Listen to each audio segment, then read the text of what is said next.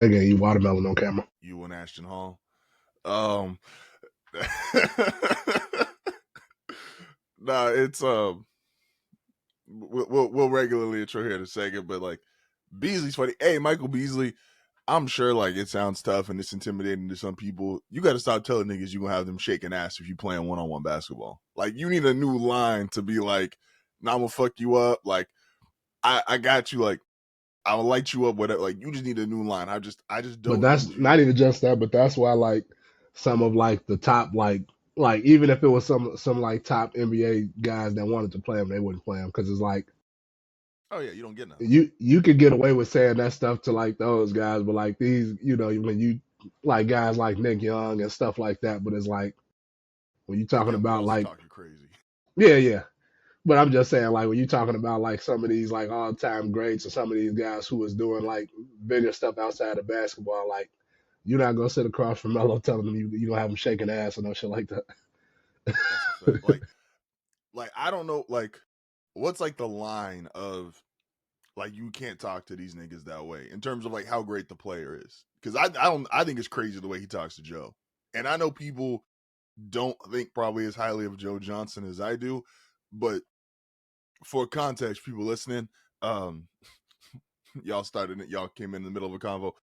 Joe Johnson, whenever we look at those like Atlanta Hawks memes, reminder, it's after Joe left. Nobody was calling the Hawks like, oh, that like if Joe was on those same teams, we wouldn't be calling them like a fake one seed or oh, they ain't got nobody we scared of.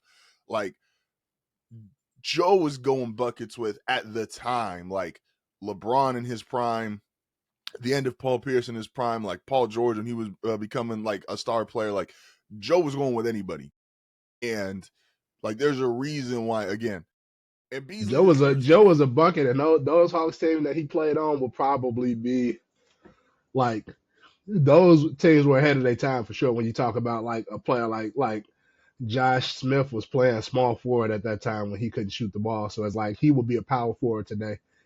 Yeah, Horford is a center today. Al Horford was playing power forward back then.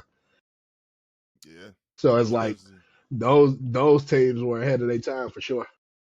no, that's a fact.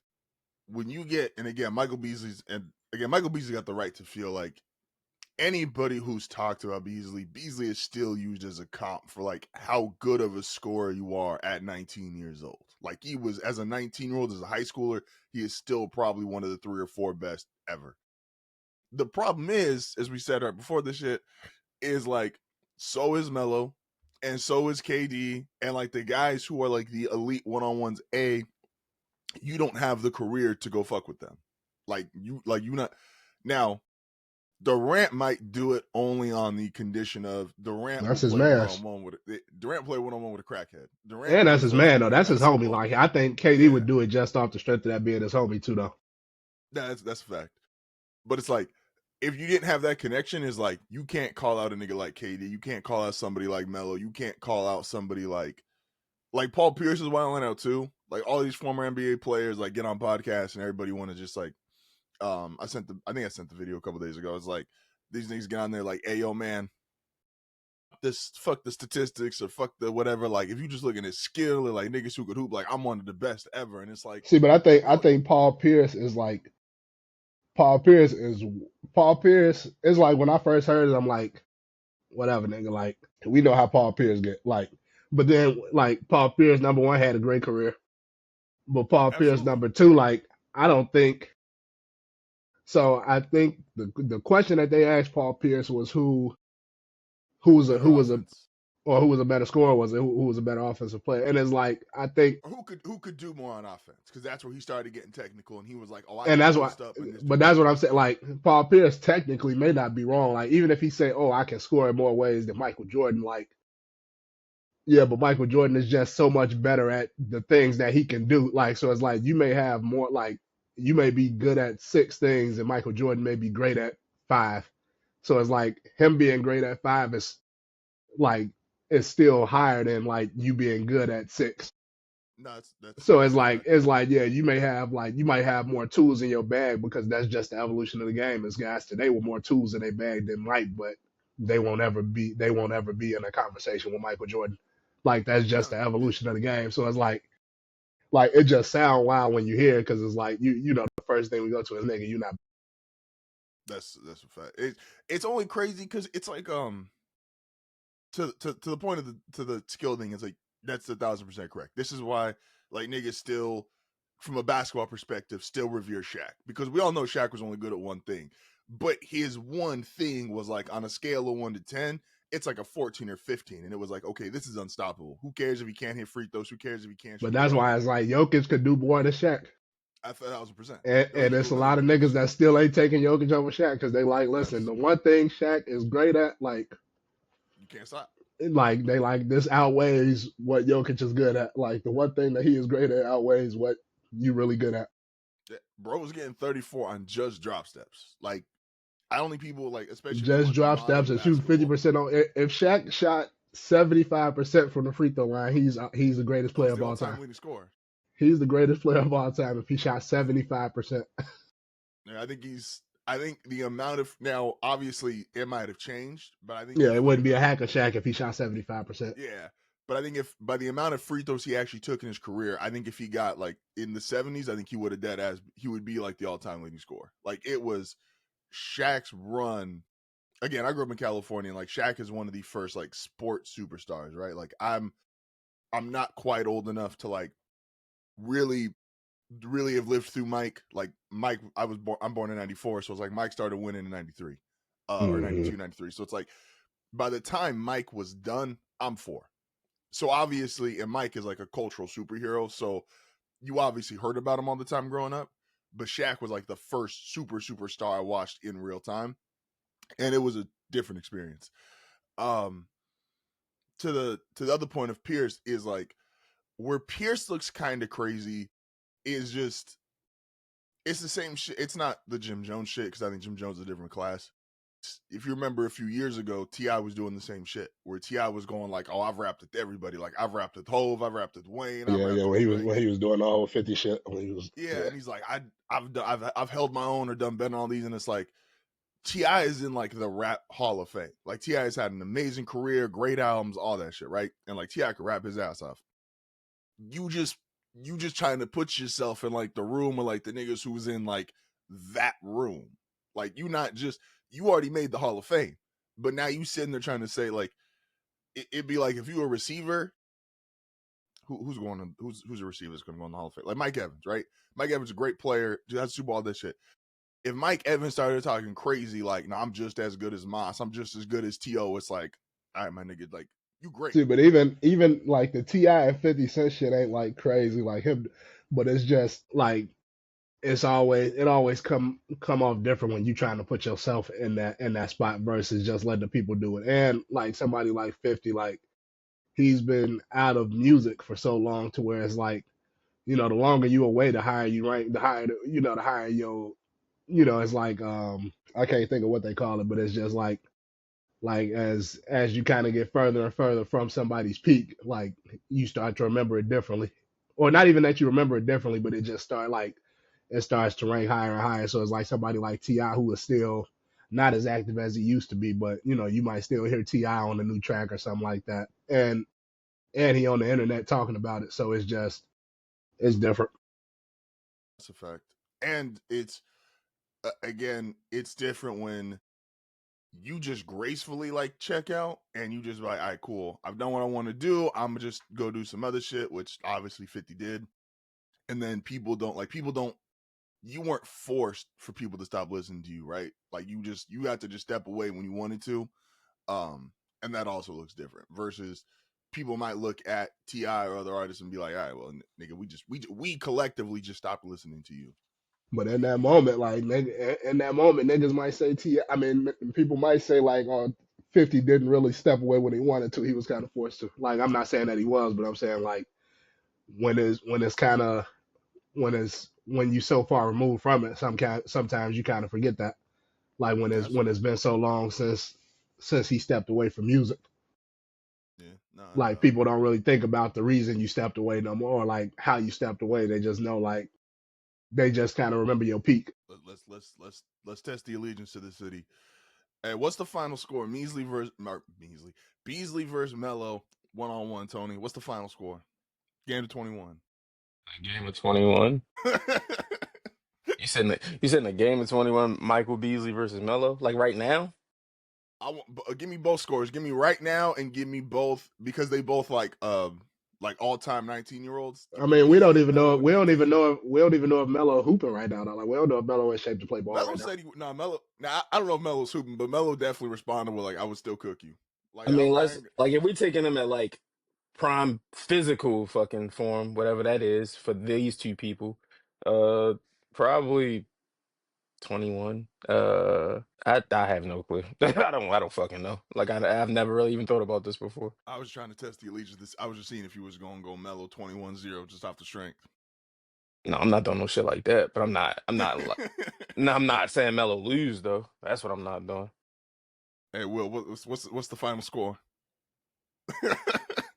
I got Melo finishing with 22 in the game of 21. Nigga said I might go 22-17, something like that. Beasley gonna get his buckets. He a hooper. Melo dropped 37 in 14 minutes. I watched that highlight for like 5 times the other day. Like that shit is so. Hey man, look, I know Shout out to Beasley, bro. the Olympic Keep three playing. point line. Keep chasing niggas like Swaggy P. chasing Swag UP is crazy. keep, Chasing down Nick Young, a nigga that's findable. Nigga who puts himself on camera like he just at Gil's house 5 times a week, like who just invites it. keep Oh playing them type of niggas. man. Oh shit. And now he is in the excuse me. We got y'all him standing in nice 6'3", 210 pounds. Tony is in the building. How we feeling today, man? 6'3", 210. I play for the fucking Houston Rockets. Hey, they got that's a squad. You might get a ring this year. What a ring. Did Shea stop breathing? Nah, but I don't think that's OKC definitely the favorite. I think Houston's closer. Like I don't think OKC is demonstratively better than Houston as currently constructed. But Ain't got to be demonstratively better. I said though, if you go in a 7-game series, like you don't think Houston could beat them in a 7-game series? Do I This is think me they No, personally. You could? don't know. Do I think they oh, could? Sure. Will I mean, they? yeah, I guess they Probably not. could, but I don't. Probably not. Hey, I felt justified because they even they did a interview. It was Lou Dort and I think it was some other player, and they was like, "Were y'all scared? Like, who gave y'all like the biggest threat?" And he was like, "Man, that big Serbian nigga in Denver had us worried there." And I was like, "Yeah, yeah." Yes. It's Yes. He like, ain't, he ain't in Houston. he's like, Imagine. man, look. He's like, yeah, everybody else, like, we felt pretty good about that much, like, because that's just dude, like, Lou Dort said, he's like, he ran into him, like, full speed, and he was like, I ain't ever, like, been the nigga to go backwards. He's like, I just fucking ran in and fucking, I was the one who fell. Oh, Niggas interviewing Lou Dort. everybody get interviews when you win, bro. That's the Everybody funny get shit when you interviews. win like when a team win a title, they start interviewing anybody. That's a fact. Everybody Niggas get interviews. niggas interviewing Lou Dort is crazy. Everybody get You fucking, interviewing the fucking eighth man in the NWO. bro, Mario Chalmers was a household name between the shit with Kansas and then Miami, like, That's justified though. That's way more justified than interviewing Lou Dort. eh, eh. Mario Chalmers had one of the biggest shots in fucking college basketball history. Valid, valid. Who's Alex Caruso about to get a shoe deal? Oh man, Alex The Caruso. Carusos, fuck out of here. I was looking up that Hell Want shit. to see no. Justin now with the Caruso Sevens. Hell no. I'm not wearing no Carusos. It was him. It's him, Drew, and who's the other nigga? There's KCP. I think they're the only niggas that have 2 titles in the 2020s. That's a list for sure. That's a list for sure. Multiple rings in the 2020s. We'll make sure I didn't get this right. Yeah. Yep, KCP, Alex Caruso, Drew Holiday. Only active players with with multiple championships in the 2020s.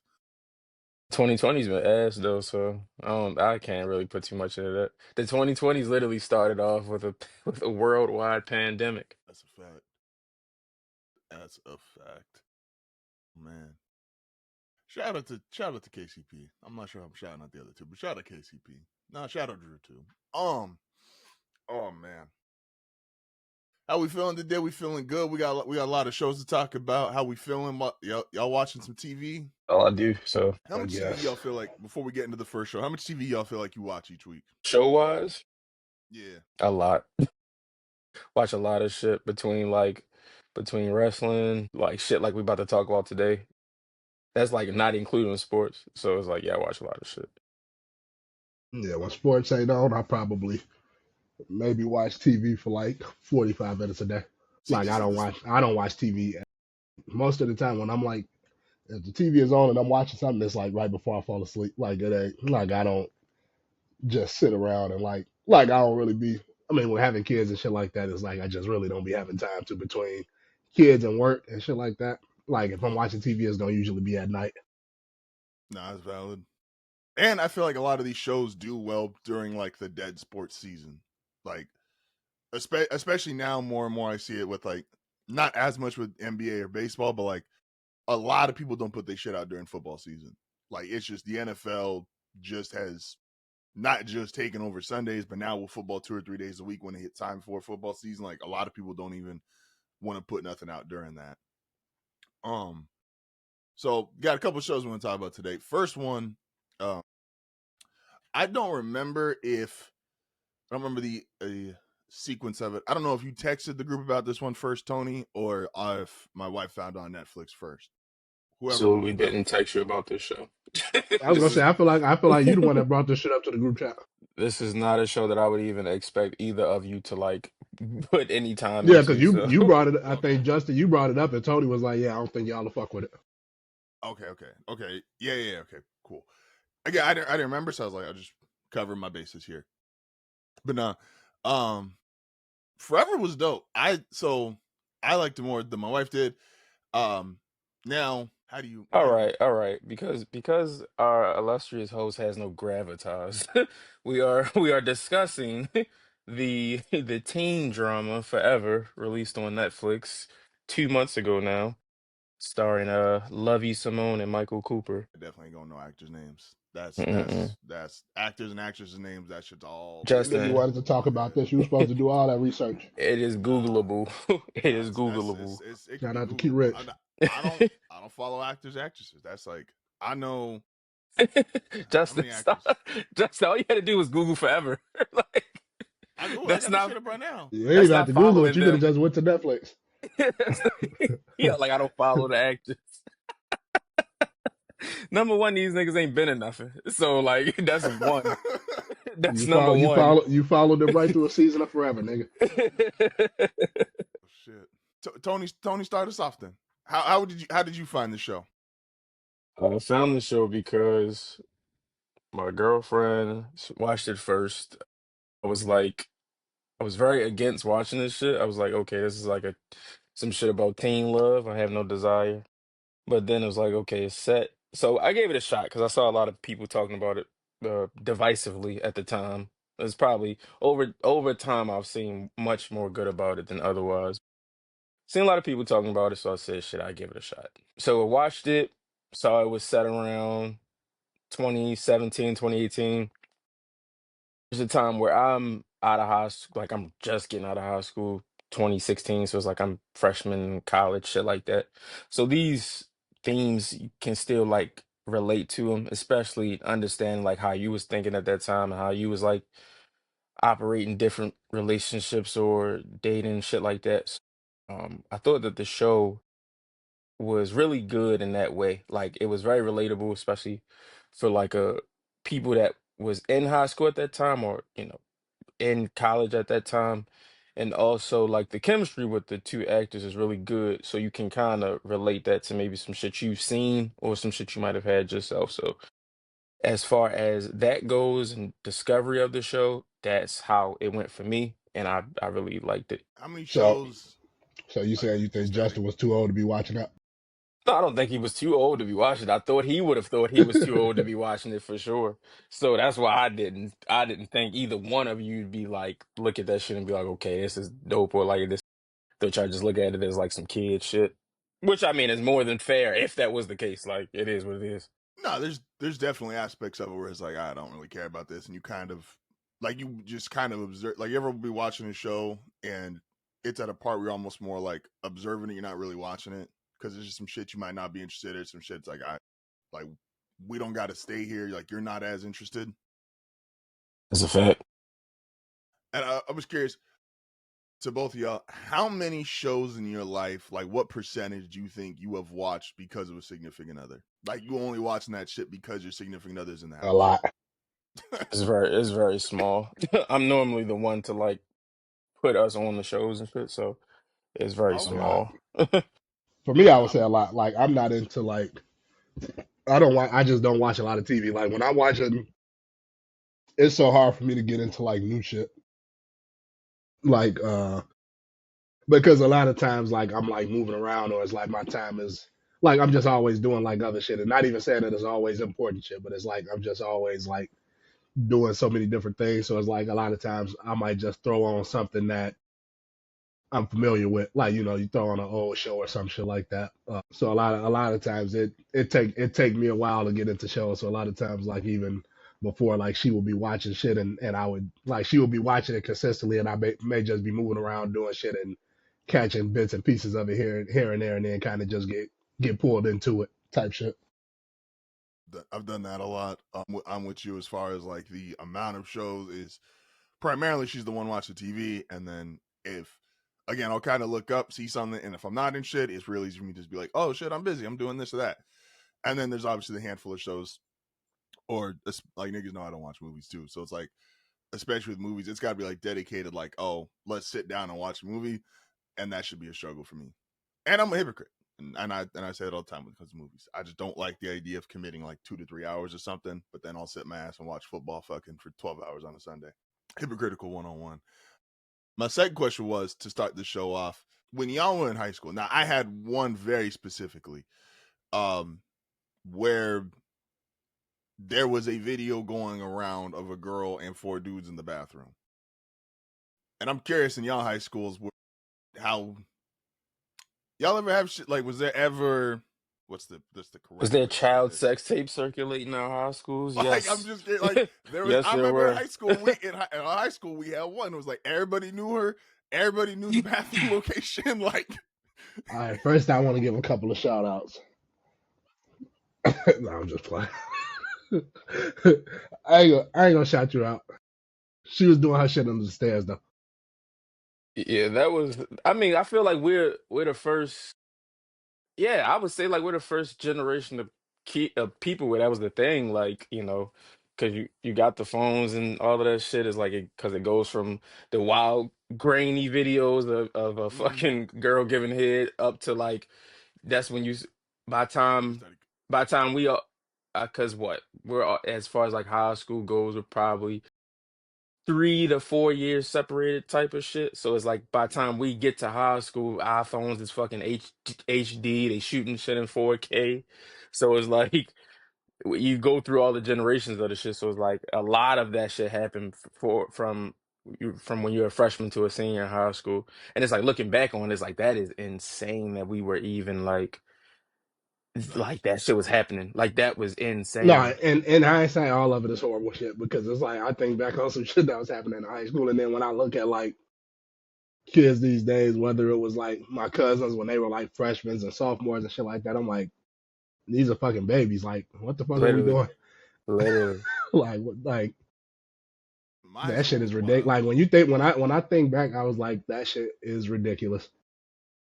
My Like the high shit school that had a niggas was doing in nursery, high school is like a nursery specifically for you had to be a student, and they had a nursery for your child in high school because my high school had a reputation and facts to back it up.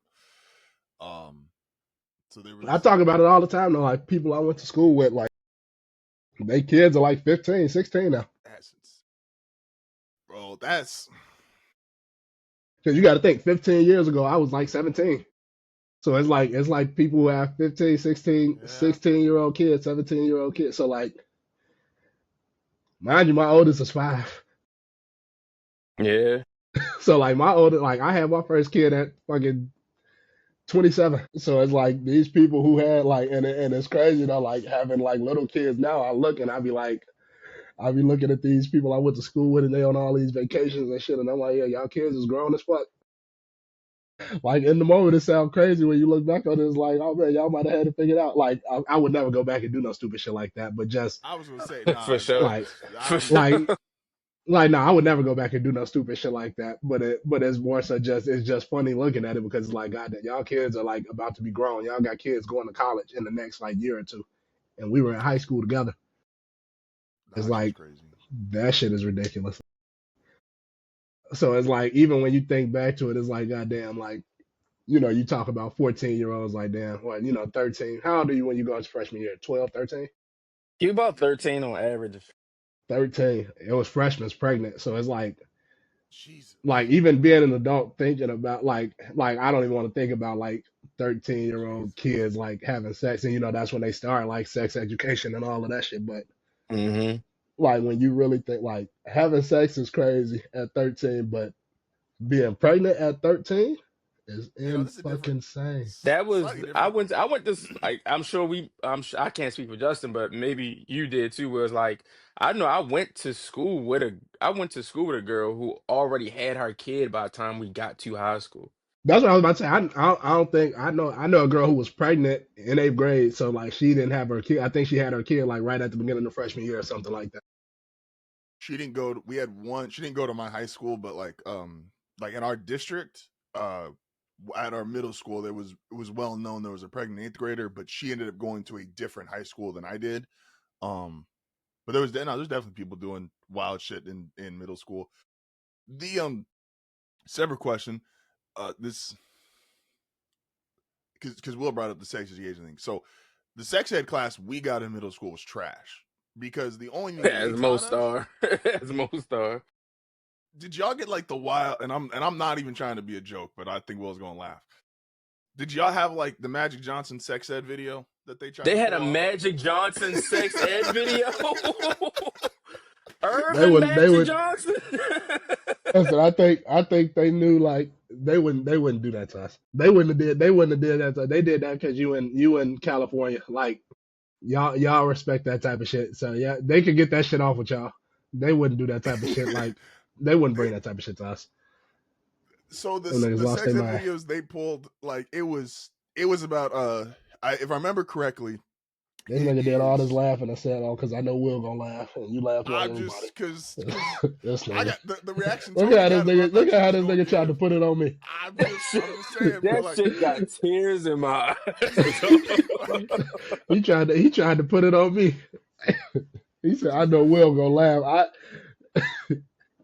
I remember that it was like 2 hours a week, right? It would be like you'd have two. I think it was our science class that took over, so it'd be like 2 hours a week, like on Tuesday and Thursday or some shit, right? It's like, hey, you have sex ed class here, sex ed class here, and it was basically every video was like, hey, I know if you have sex, you gonna get herpes, and they would just do slideshows of herpes, and then they'd be like, and then you got Shout out to Love Island. if you But got it was just like STD crazy. Like they didn't even like teach you those shit. They was like, yo, here's a condom, and if you don't put a condom, they were just going down the list. Oh, you get this shit, you get this shit.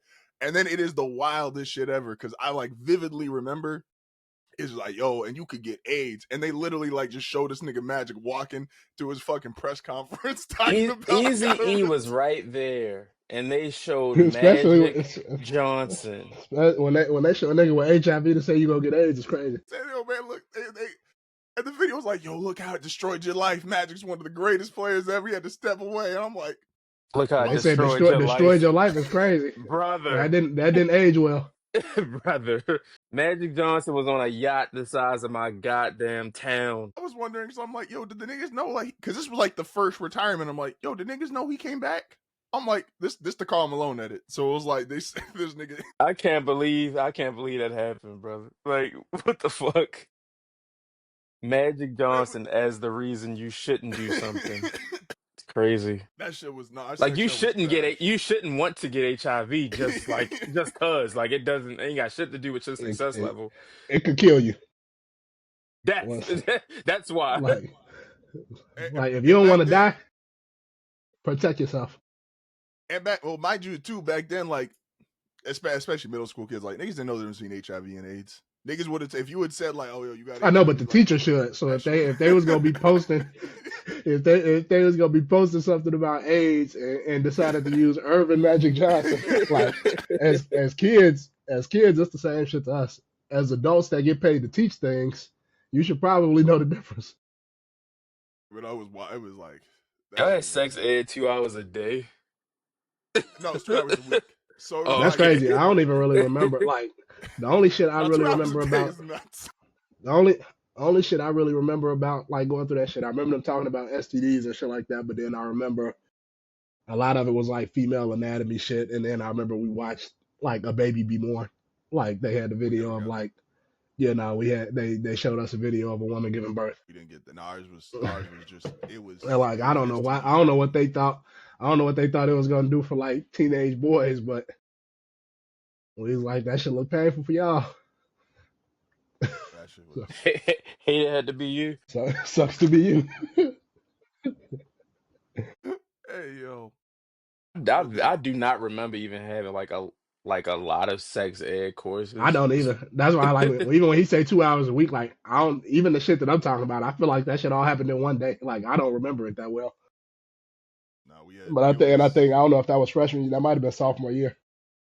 No, this was in eighth grade. This was because it would be 2 hours. Now it was like it Y'all wasn't the was whole fucking year. out there. It was it wasn't the whole year, but they would tell you like if it was like a month and a half to 2 months because you had to get like a paper, go home and like signed and be like, "Yo, can we show your kids like explicit images and shit and sexual stuff?" You had to get that shit signed off. And again, it's just an STD slideshow. Like that shit wasn't even. Yeah, it was kind of nuts. They did very. They just said wear condoms or don't ever have sex. That was I pretty much all remember the school was trying to get off. I remember one sex ed course from like high school, it was like freshman year. And watching that shit is very funny because I'm like trying to tell a class full of motherfuckers that's already fucking how to like how you should safely have sex. Is like we've already passed the point of no return, I fear. That's that's a fact. And it's like wild too, because like some teachers, like I feel like some teachers know, and it's like they just trying their best to like, hey, how can I actually convey this message to?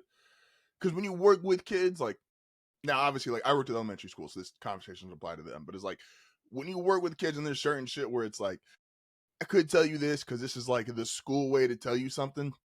But at the same time, like this shit, they don't give a fuck about this. You have to say it or do it in a way that's actually going to relate to them. Because if you just say some like cookie cutter school shit, like them niggas gonna roll their eyes and not give a fuck what you got to say.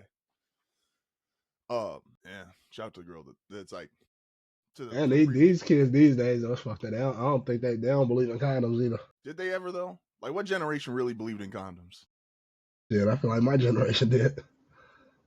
And Nah, maybe not as I a was like, nigga, collective. we the same generation. I know there's a lot of you said 30-year-olds or 15-year-old kids. There's a lot of those over here. I don't know if that generation believed in. I don't know if they believed in condoms. Well, even if as a collective they didn't, I think it's still less today. That's that could be valid. That could be valid. I won't dispute it. Um, to the first part of the convo though. Shout out to the girl. She stayed at the school. I would not have if I was in her boat, but she stayed. Oh, Um, she left the school eventually. She eventually left. Keisha eventually left after her oh the no, not video the of her. forever girl. I'm talking about the girl at my high school who was caught with the She four sta dudes in the Oh, she bathroom. She stayed. stayed. Well, yeah, how does that happen? Why But I were mean, we they had why were they not even how does that happen? Why were they happy to let people know that happened? Bro, it was. I'm not gonna because Because I don't even know. then, that was like for me. I know even then, like as a motherfucking high school, that was never some cool shit to say. Or Like, go oh yeah, sharing a girl at it the was same hell time. of No. us. Like Yeah. maybe two niggas a brag about something with one girl, but like anything past two, it was way too much going on. especially like I mean like at that point niggas was definitely too immature Yeah. because That niggas trying to figure out like what number was you. Type shit. like like was you last? Yeah, that shit is crazy because I vividly remember like either motherfuckers running through the hall, going person to person, like yo, you seen Shorty do this. Everybody sitting at a fucking cafeteria table on an iPhone 4 watching this shit. And then they got see, and it's like, hey, imagine like being like you got to tell someone's parents that. Like I think the worst convo I ever had to have with a parent when I worked at the school was a kid got thrown in the trash can, and the other kid called him a slur. They they losing Isaiah, that nigga. Tell you it's like you got to say that shit like as it is, and because the parents wouldn't know the real details, and so it's like I had to sit there and tell his dad like, I just want you to know there was an incident today, and someone threw him in the trash can and called him a, and like the dad's face was just like you could see like because some parents are just upset like their kid lost. Like when kids get in a fight, some dads have that face like, damn, my kid got his ass kicked. Yeah. And they and this one though, like it was like just you just saw like his soul just like that shit was leaving his body. He's like, they did what? Oh, damn. Like so that was the so I couldn't even imagine like having to sit there and like when you get in like high school teachers and principals and shit telling like, hey yo, just so you know, there's a video going around. Like I want to do it. Back to Forever. Shout out to Sex Ed. The so yeah, Keisha doesn't believe in the school. Shout out to my nigga Justin. Justin held it down all season. What was so Tony? I want to actually get your question really quick because I think when you first texted about this too, you was giving props to the actor that was playing the dad because you said he was smoking his role, and I agree with you. But like, what was it? What was it about the dad that you was fucking with? Whitehurst, legend, Whitehurst. He just it wasn't like in a show like that. You typically get the dad who's to present the dad as a motherfucker that you can talk to. Like in so many black pieces of black art and media, like the dad is rarely the guy that you can just talk to. Not like when you have when the situation's already to shit and that's your last resort, or it's a tense situation between you and him, but y'all finally come together and are able to have a talk. Like no, like throughout these 8 episodes, Justin's dad was always the guy to go to speak on things. Justin's mom was, they had a very tense relationship just because of the climate at the time and her raising a black son, which is more than fair. But for his dad to be the piece that he could go to really get clear answers on things and to just have a man-to-man conversation without judgment, without any type of bullshit coming back at him. He's just always present for him to talk to, and obviously, like he was a successful business owner. The family was well off, so to still be able to be a present dad through all of that is like some shit that we just don't see for like our people. My mom's trying to take credit for the successful business. That was wild.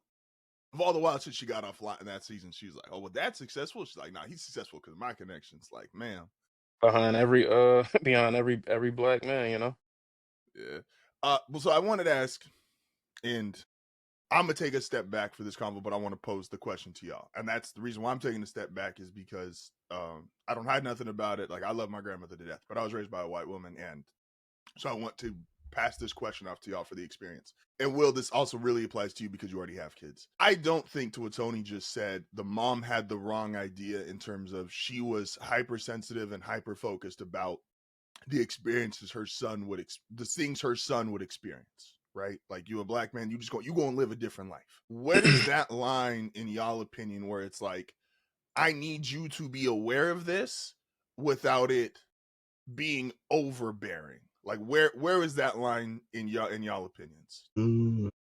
Of like, you would want your child to be prepared, but you don't want to like there's probably a word for it, but like you don't want to almost overstimulate them with fear of like, oh, you're gonna walk around nervous everywhere kind of thing. Yeah, I don't necessarily know where the line to be. I think that line is different, like based like on a person to person basis. Like everybody's level of fear just in general is different. So I mean, I think part of that is kind of knowing your kids, knowing or even when you talk about like our parents, like them knowing us and understanding like how much they can kind of give us to get us to the point to where we're aware, but not necessarily scared. So it's hard to say where the line is, but Um, like I think the conversation, I mean, and of course, I have a son and a daughter, so the conversations I would have with each of them would be different. But as they get older, like I see how they kind of change and things like that. But it's like if I'm going off of how their personalities are right now, I could probably be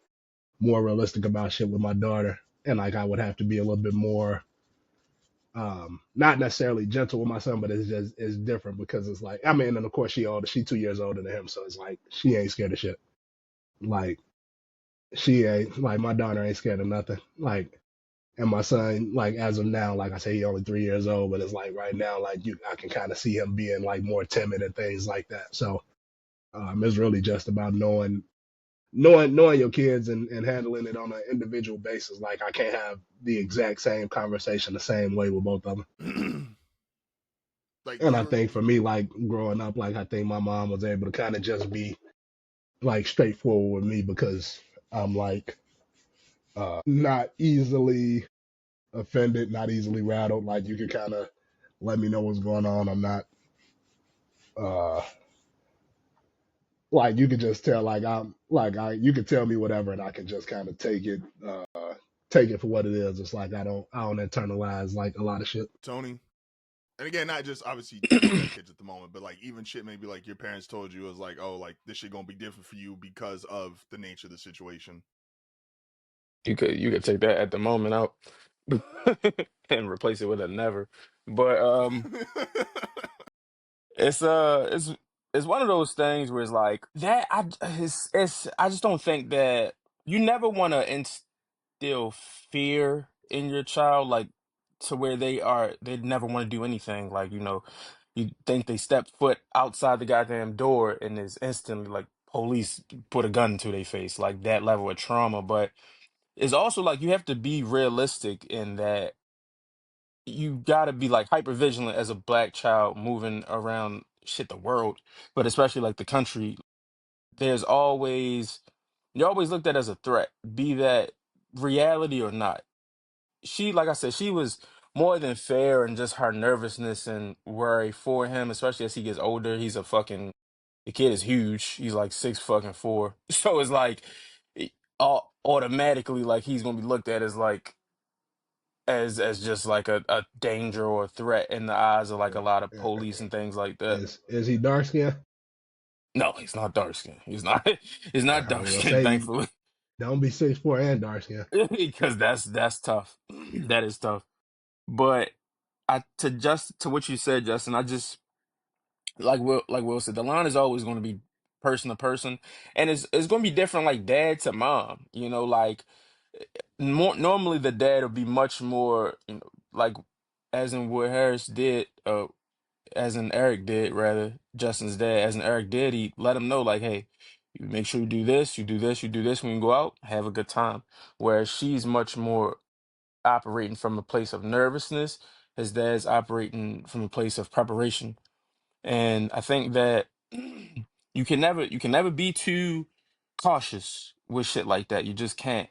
But you also gotta and that goes back to him having a great dad like he did, just having that balance because it's tough for one parent to do that. It's tough for one person to be the understanding parent and the parent that worries all the time. You have to balance that out.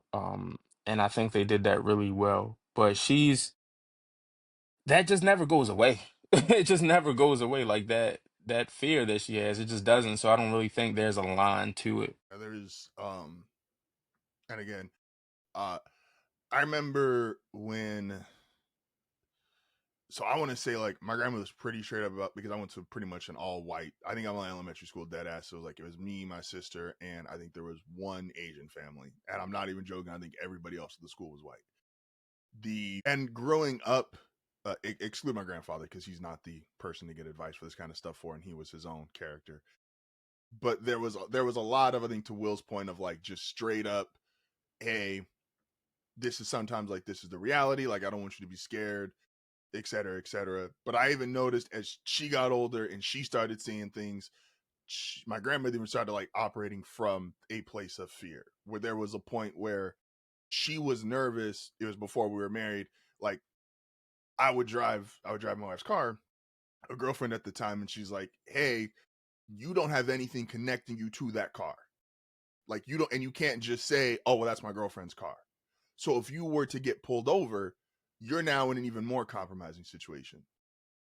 And there would be stuff like that she would say where like it was, I could really tell like as she got older, I was like, damn, like she started to get more and more nervous for my sister and I as she started to see more and more things. Um, That's Larry was because some of actually, this shit, like a lot of this shit, is shit that's always been happening though. But with social media and all of that shit is oh yeah, and you being, get to see it it more was kind, often, it's and kind of yeah, it's like you see it more, even though it probably the rate that it's happening is probably the same, maybe a little bit higher, but it's like it's just more you visible now. see every incident. Yeah, it's Yeah, versus yeah, if you were like my grandmother's in her 70s, so it's like at one point in time, like she was just reading the newspaper, and you might see, not to disqualify or take away from it, but if you just read an article that says, we just had a fireworks factory blow up, right? And it killed 7 people. And you read that and it's like, damn, it just killed 7 people. But that is a way different feeling than if you were to look on your iPad or your phone and you were to see 7 different people die. And so, and it's tough because again, yeah, you do have to have this. Again, I thought growing up, it was always like, be prepared. Like these things can happen. You need to do the best to put yourself in a situation where you are prepared for these things that are going to be different, aren't going to be aren't going to be fair to you. But then again, as I got older and as she got older, I could see more because she would see more and more stuff. And she's typical, love your grandma, but like she's typical old person on an iPad, where like she's just scrolling through Facebook or she's scrolling through social media, and if she sees something, she's watching it. And so she saw more and more things happening, and you could see in real time of that changing how she even felt about certain stuff. And so um I thought that was because that dynamic, and the other one I feel like they obviously pushed, and it's not really a question I want to ask, but it was definitely, I'll say, more thought provoking than I thought I was gonna get from this show, which is like dealing with a child who either themselves or their partner goes through like that kind of scandal that Lakeisha went through. And I'm like, that's obviously much more nuanced because even y'all ever read in high school, they ever make you read the Scarlet Letter? No, I didn't. We yes never sir. read that. All right, so the Scarlet Letter, for just a quick breakdown, it's a real old book, but basically, lady in a town, she cheats on her husband, and they literally brand her with the letter A for adulterer, and it's this, oh, she has to walk around and everybody knows she's the person that cheated on her husband. With camera phones and shit like that, obviously, is like not just cheating, but just involved in sexual acts at that age. Like that shit can be known to the entire school. That shit can be known to everybody that's in your social circle. And so dealing with that being a more nuanced problem now is like, man, that's tough. Because I don't even know, when her and I talk about like different conversations about like if we had kids, like what we do in this scenario, what we do in that scenario. It's like there's very few times I'd say like I'd want to like harm a child. But if something like that had happened to a child of mine, I'm like, that would put me in a mind state of like I want to harm someone else's child. And again, not even really trying to put the question out there, but it was just those two talking points to me are what I really don't care about. Yes, the teen love stuff is whatever to me. I could really care less about that. But those two talking points to me are what, like, I think they smoked that this season, and so I'm excited for a season 2. Um, did y'all ever have? So Tony, you went to college right after high school, or did you take a break? Uh, Essentially, I did. Yeah, I like the first that fall. I didn't go. I started in the spring. Because Will and I aren't really Will and I aren't college people. Will got his perfect attendance for one semester, but besides that, I went to the college for more than a semester, my nigga. I didn't say you went for more than a semester. I just said you got perfect attendance for one semester. For more than one um, semester. more than one semester. Would you then, Tony? I'll ask you. Would you have, if your life had been different and you were like in a serious relationship with a girl your senior year, would that have impacted the college choice you made if y'all were split on what you wanted to do for college? Nah, no, I was always gonna go where number one, I was gonna go whoever fucking accepted me because I wasn't like the greatest student in high school, so it's like that that was that That's wasn't real. like gonna be some shit that fucking change You wasn't what you I wasn't trying to did. decide between Harvard and Yale and shit. Yeah, no, I wasn't getting letters from fucking NYU. Like, so that wasn't some shit like that wouldn't happen. But also, I think that time of life, at least like I can remember, is like you didn't really that wasn't really like a thing for like a lot of motherfuckers at my school personally, like long term relationships or like that idea of like a being fully committed to where y'all going to the same college type shit. Now, if you was in a relationship with a girl or y'all started to like, mess around or whatever, and you did end up at the same school, that was just like happenstance. It wasn't something you planned out. That kind of just happened. But I definitely don't even remember like a lot of motherfuckers going to college, let alone planning on going to college with the person they was messing around with. That's That's crazy. real. That's only wild because it's like wild shit happened in college. That's a fact. But not even just and it's funny though, like so it was a girl who I went to school with. Shout out to Diamond. It's And I always a recently diamond. no, she cold though, she the truth. Like she a doctor now. Shit. Shout out to her. Like nah, she like and like we were cool at probably elementary, but we went to high school together, or not elementary, but like middle school. So like we went to middle school together, we went to high school together, and recently like we ain't never been friends on like no social media, and then I think I don't know if it was Instagram or Facebook, one of them a few months back, like we became friends. It might have been maybe it was Instagram. I think we started following each other on Instagram. And then I was just looking, I was like, oh shit, she a doctor now, that's dope. And then I was looking and it was like, I think she married. And I'm like, she married to like the nigga who she was with like in high school. And I'm like, damn, that's dope. Like, because for you to go through all those years of college and like he was like an athlete and shit like that too. I didn't know him that. I think he might have been a year older than us or something like that. I didn't really know him like that, but I was like, damn, the fact that y'all kind of got through all of that shit and like y'all still together, I'm like, that shit is dope. That's Because it's like nah. you There's don't see it like a lot of the people like when they together throughout high school. Like usually college is where it get a little tricky for niggas. And not saying that it may have at some point gotten tricky for them too, but uh, you don't see people come out on the other side of that. that's a fact. That's a fact. Um, I guess we'll close out forever with this. Tony, what you giving season 1 out of 10? 1 out of 10, probably give it a 9 for sure. There's some other things that There's a lot of things in this show that we aren't going to discuss at least right now. Maybe later on we'll revisit it before the second season. But um, I give it a 9 for sure. It was like a great show. It was a really great show. I thought that how they conveyed a lot of the themes just acted out really well, especially just the relationship between those two and like how tricky that shit can be because for him this is his first real relationship. So it's like you're going through all of these things with this person for the first time and like you don't really know how to process that shit. Like you can never really prepare to be going through breakups and arguments and shit like that with somebody that you love. And then for her going through everything she went through and like still being able to be a great athlete. Fucking, she was smart as hell, clearly, and I just thought the show was done really well. Um, Shout out to Shorty that was trying to give it up to them on that family trip, cause she was going, and he a better man than me. I just want to make sure we have enough time for the next topic specifically. I don't want to run out of time for that. We probably will revisit again as I know season 2 got confirmed. I don't know what the date is. I could, as they say, it's Googleable, but I'm not going to Google it right this second. Again, want to have time for the next topic. Now, I think it's only fair that Tony. I know he reintroduced forever. Like, what do you This give it nigga. 1 out of 10? This. Oh shit, my bad. Yeah. I would go 8. I'd go 8. It Okay. was. It was again. It was really good. It's one of those things again when they doing like some of the more typical teenage love shit that I could tune out for. That doesn't really bother me. The whole like some of the arguments I thought were whatever, but again, if you're 17, 18 years old and you're going through this and you got other shit going on, I'm like, I get it. It's just I don't know if this happens to y'all. Sometimes it's hard for me to like go back to that point in time and like really trying to think, okay, what would I have done as a 17, 18 year old? Some of that shit I look at now and I'm just like, all right, y'all just acting immature, which is fine. You're allowed to act mature when you're that age. I just that's not the shit I'm going for. But I thought a handful of the themes they did tackle really well. Again, those two specifically, I thought they smoked both of those. Um, yeah, the dad character was dope.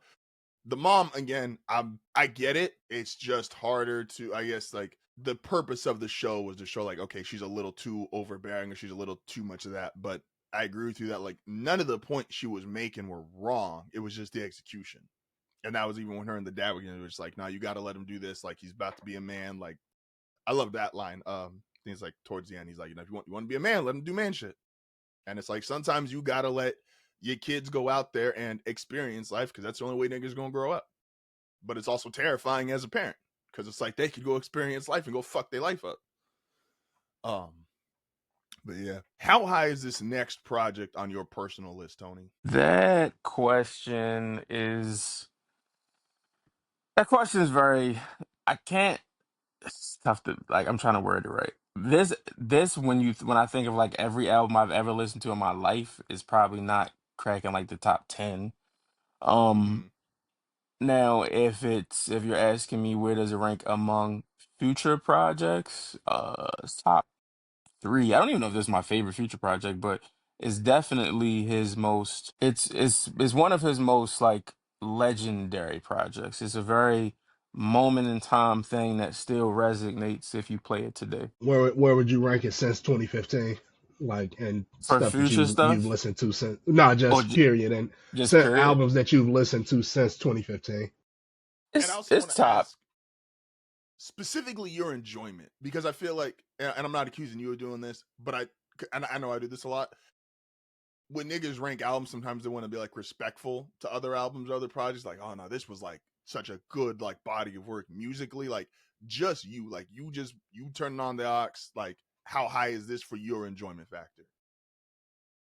It's top. It would be like top 15 from if we going like over the last 10 years of shit I've heard. It'd be top 15. Exactly. Yeah. How crazy was it for you in real time? Like, if that's a different answer, then like in real time when this shit drops, how was this? How was this going? Because only for me personally, I'm like, there's two songs that obviously stick out like crazy, like Where You At and Stick Talk was going crazy. But I've never been the future guy. So DS2 drops July 17th. It's essentially the wrap up to the run that Future's been on at that time because he releases Monster at the end of 2013. No, the end of 2014. He releases Monster, comes back probably like 2 months later, drops Beast Mode, comes back another 2 months later, drops 56 Nights, and then he comes back in July and puts out DS2. So about four from October, I want to say Monster came out, maybe October, November. From that time to July, he puts out four mixtapes essentially that everyone universally loves, and it puts him back in this space that people felt he left when he kind of got with Sierra and was doing that whole thing. That was a good one. This was this album was so it was I can't really put into words like how special it was because this it didn't need to do much because everyone was so he was already he had the world in the palm of his fucking hand. So when he drops DS2 and the first track thought it was a drought, it starts off and fucking first words he say is I just fucked your bitch in some Gucci flip flops. It's like okay, we're here now. So so it's like it was special. Like the album itself, if you were to compare it to everything he had dropped up to that point, you would have like arguments between them. I don't think this clear as none of the tapes he dropped previously, but just how this all came together was a moment for sure. Like you look at the records, like you said, where you at is like a big record, and then Stick Talk obviously was a big record, but if you take it to the deluxe of it, it has Trap Niggas, which was big, has Real Sisters, has Fuck Up Some Commas, which was everywhere. So it's Yeah. it was a big like it was a big album. Like it just meant a lot because we hadn't seen a run like that since Wayne, and no one's had a run like this since then, and that was 10 years ago. Do you think this was so a question I've had not just with this, but I wanted to put in for a future episode is when do niggas become legends? Like we know who are like the consensus legends now, right? Like especially in rap or in sports, it's like we all know like okay, you got enough accolades, you in that legend status. But like the becoming of a legend or the becoming of that superstar, like do you feel like this is that for future where it like whatever crazy level I know like we talk about like where Kendrick's at right now. He's been a star, he's been a superstar, but like right now he is it's different. Breaking 2016 with views. It's like you'd already been a star, you'd been a superstar, now it's different. Is that what DS2 feels like to future? Like this is he was already a star, he was already a superstar. Now it's like we breaking into that next category. No, that's definitely what it is because it catapults him to a different space. Like it puts him in a crazy commercial space that he just wasn't in before. The album's number one, does 150 first week, goes on to be 3 times platinum. Puts him, like I said, just puts him in a different commercial space that he wasn't at. It puts him in a place mainstream that where people are looking at what he's doing and the music he's making, and he's not changing to gain that the accolades and the success that he is. He's bringing everybody to him, and that's where it gets special. And an artist that you have that's underground on the mixtape circuit as it used to be was like a big fucking deal. It was a big he was a it was a big deal when you see them make that same music that you loved and they take that to like a mainstream level. It's like, okay, this was something that was earned. You know what I'm saying? Like this was you got here by being doing the shit you wanted to do. And I think he was getting away from that a lot with like the Sierra relationship and the music he was making during that time. And that's not to put that on her, but he was just in a different space. So when he's out of that and he's returning to the shit everybody loved him for, that it's like okay, he's back now. Yeah. The what were you doing in July of 2015, Will? July July 2015. What Golly. was you doing in July 2015? Was Future going crazy in Chicago? Like, I'm always because I'm always curious whenever we talk these up is like obviously we're from 3 different cities, we're from 3 different states, and so what is going like and Future broke through to a point of like when you mainstream, everybody's listening to you, but Yeah, no, for sure. there's still a different of DS2 like DS2 was probably one of the first Future projects where I was like, oh yeah, I fuck with this nigga. Like, it was always songs that I liked, but like I never got into like none of his like full albums and things like that. And like DS2 was kind of the first one for me, but nah, Future was going crazy here. Uh, and at that time, yeah, Future was going crazy. it's, This might still be it's the best.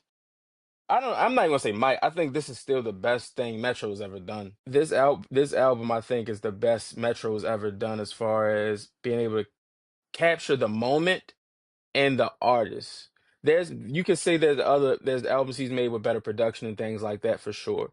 You can say there's other albums with I don't even know if you could argue there's albums he's made with better songs, but the moment is captured on this album so well. Rather you talk about the standard, whether you go to the deluxe, like there's the way this album's put together and the songs on this album are damn near perfect for the type of artist that Future is. Like I Serve the Bass being the second song and Where You At, Groupies, like it's not a repetitive album. And that's hard. That is very hard for when you talk about these trap type of artists where no one song sounds like the next song.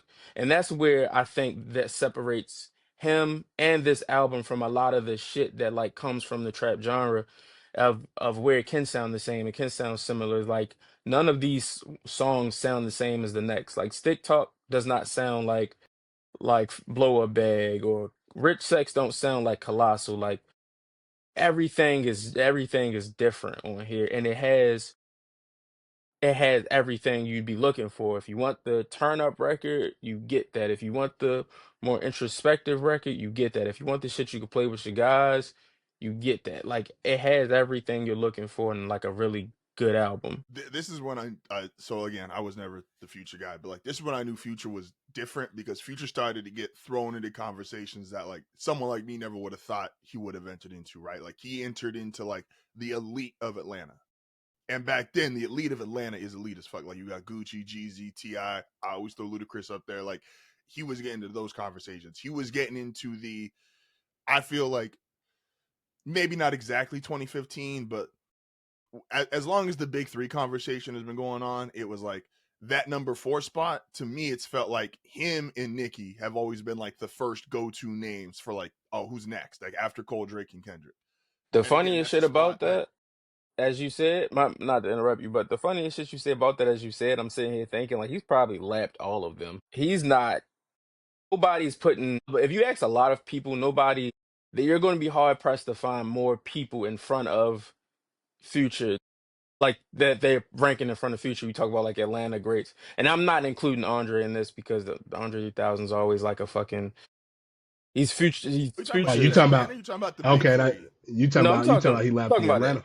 I'm talking about Atlanta, not like all of rap, because I don't Oh, really. okay, okay. I Okay, thought okay. you That's said why left I was them. kind of I was trying to let I you was get like, to it. I was like, No, I don't really care about that. I'm talking about Atlanta more yeah, so.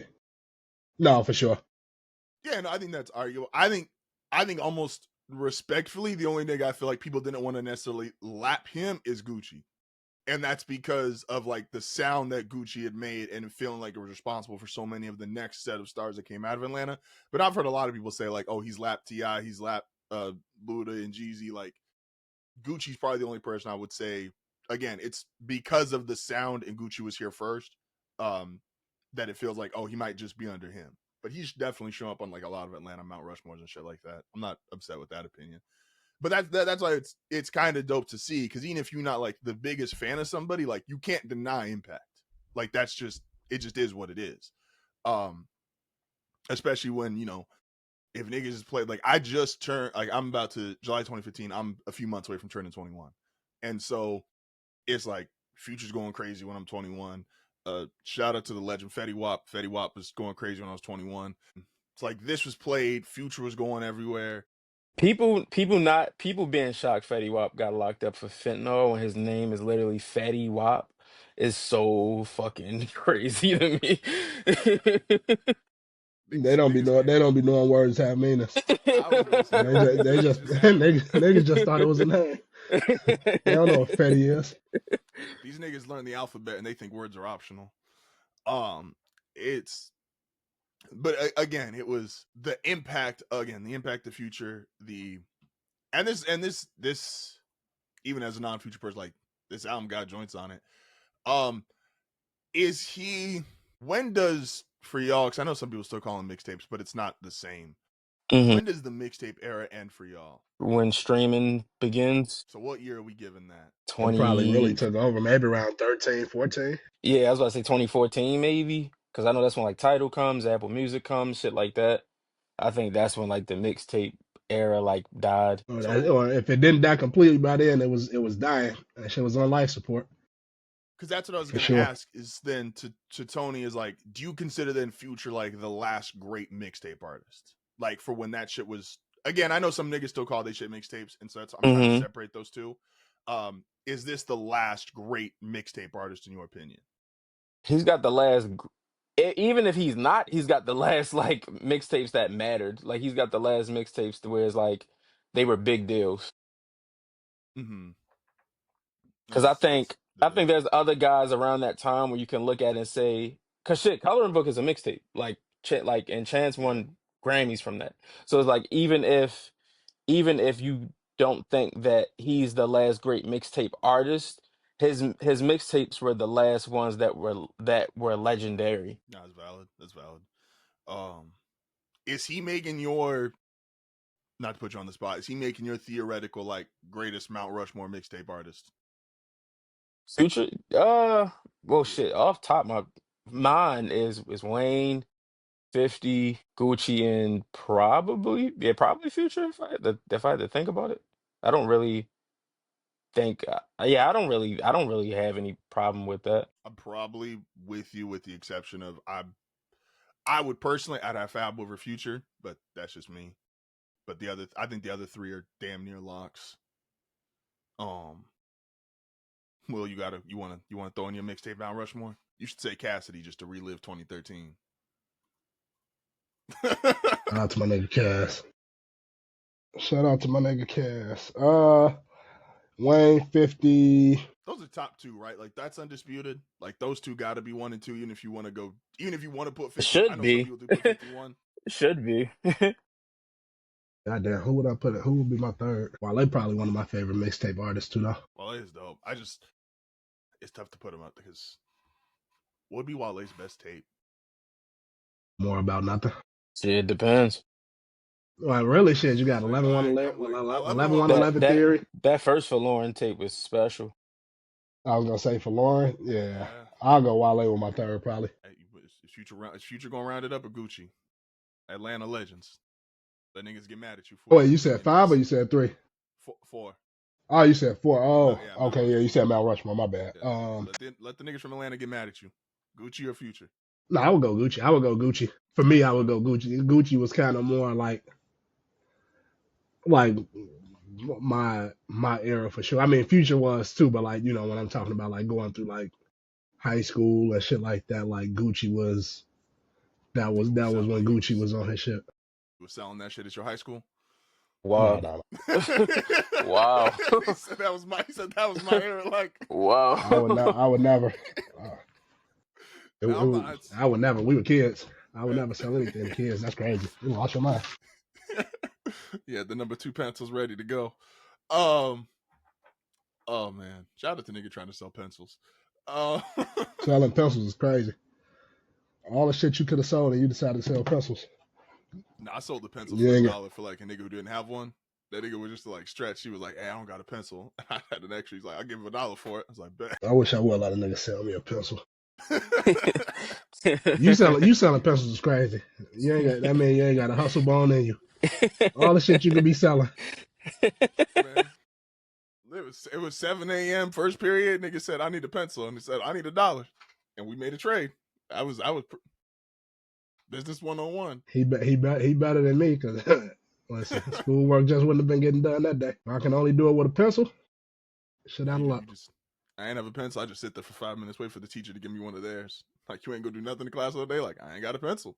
Give you a pencil. Damn straight.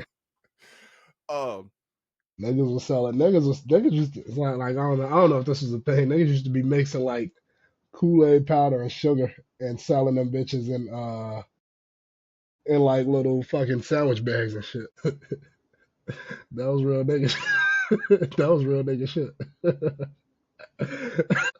Niggas really used to do that shit. That's crazy. That's poverty.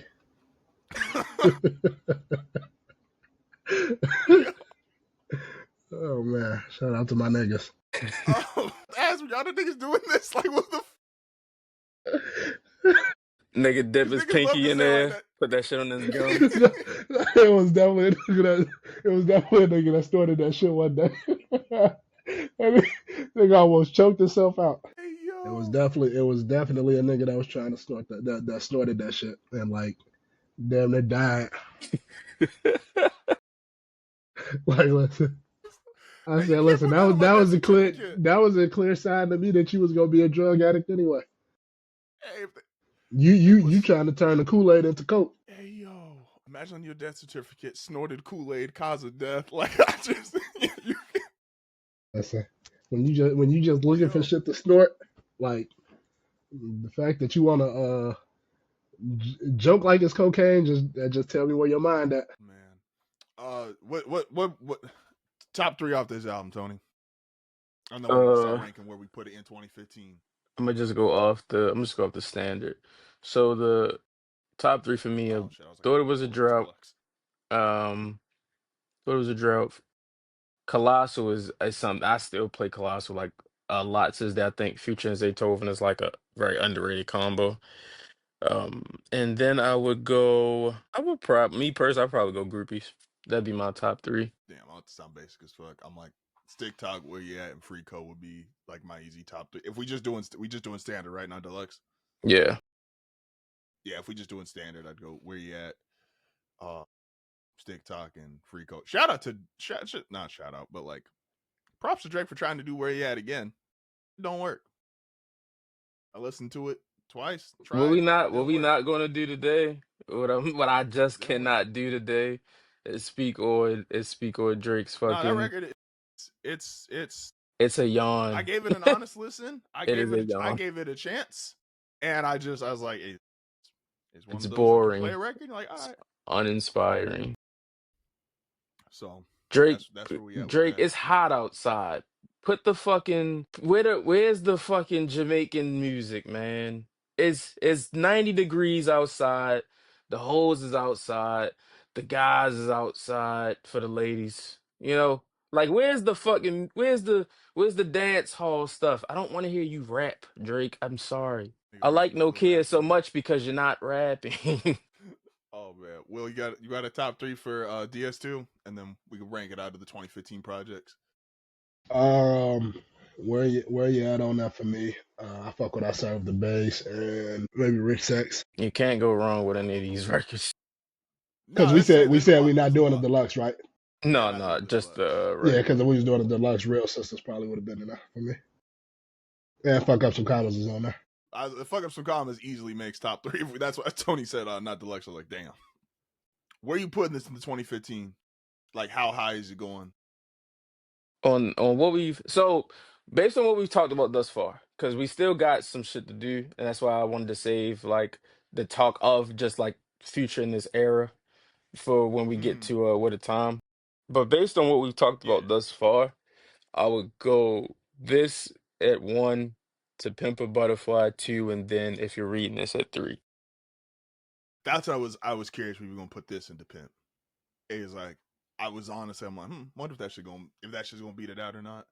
Jesus would For have had to drop an me, album for me to put anything in front of this. well, I'm curious. I'm when we get to the other one, I'm curious what the outcome is gonna be. I'm putting Pimp on. For me, I'm going. Can't even lie to myself. Yeah. No, I'm not. If you're reading this, too late. 1, To Pimp a Butterfly 2. We just going off the ones we've talked about, right? Nigga, hurry up. Yeah. Yeah, You I'll can put put this. you can put Big Sean 3. I say I'm probably putting Dark Sky Paradise. I know I listen in 2015. I just know I listen to Dark Sky Paradise more. Will, I got 2. If you're reading this, it's too late. And DS2, I'll leave it there. All right, now it's time to see how we can navigate this without everybody hating us or without sounding questionable as fuck. So, the hottest thing on the internet going by a mile right now. Like, if you on the internet whatsoever, there's no way you escape this show.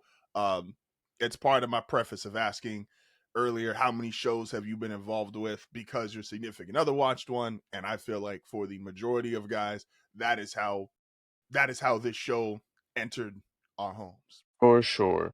For sure. I don't know when y'all got into it. So now my wife's a crackhead and she watches this shit and she watches like the UK versions. And she's been Putting watching crack on the this women is crazy. What kind of crackhead for is she this though? Is she like Whitney for this Houston or kind is of she shit. She a like crackhead. Alfred Woodard and Holiday Heart? You should have said Whitney Houston or Bobby Brown.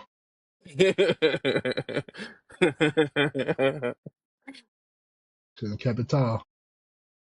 So she's been watching this shit and she watched because it was the last season of Love Island that really popped everything off as far as like a mainstream thing. And so I know way more about this fucking franchise than I would care to know under any other circumstance. But I'm married and trying to stay married. So here we are. Because, man, look, let's start here. What was y'all introduction to Love Island? Well, Will's introduction to this was Us, so there's that. That's Um, my introduction to this was Tweets, Erica obviously, and Meg Thee Stallion looking how she be looking. that helps. Mind you, I had even like at the point of a few days ago where y'all was saying this is the hottest shit on the internet, I still didn't know what the fuck y'all were talking about. You know, Like Will it was not in my algorithm until like 2 days ago. Will's our version of James Harden. That nigga don't have internet. Less problematic somehow. Funny enough, less problematic, yeah, but much like less just, problematic. But I believe the hell out of him. Like Will says, like I don't know what the fuck's going on. Like I believe the hell out of him. Like No, I like, guess cause I I swear to guess he God, did. when you said, I think when I asked, like, we talking about Love Island, like when I looked at the doc or something, and I'm like, we talking about Love Island, and then I seen you said something like, oh, it's the hottest shit on the internet or something. I'm like, huh? I haven't seen none of this. It's going. It's Somehow, going. like the last 2 days, that's all I've seen. Yeah, Oh shit. the agent inside your phone just he plugged you in. Yeah, shout outs to the niggas listening. Shout out. They still trying to. Speaking of that, they're trying to get Homegirl off. She's supposed to be off this episode. Um. Which home girl? Who's supposed to be Sierra ass off? ain't going nowhere, but we'll get to that. Sierra, We will get to that. man, look, I She one of the ones that was out here getting the racial slurs off. You know, but it's like it wasn't. She was getting off some shit that they ain't said since like 1999.